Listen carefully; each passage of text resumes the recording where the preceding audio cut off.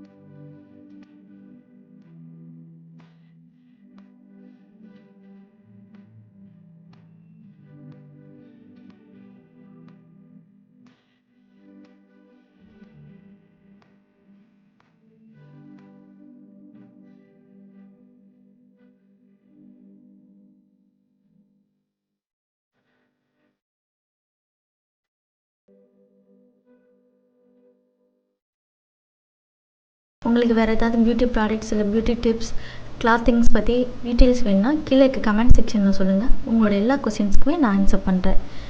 எங்கள் சேனலை மறக்காமல் சப்ஸ்கிரைப் பண்ணி பக்கத்தில் இருக்க பெல் ஐக்கனை கிளிக் பண்ணிடுங்க. தேங்க்யூ.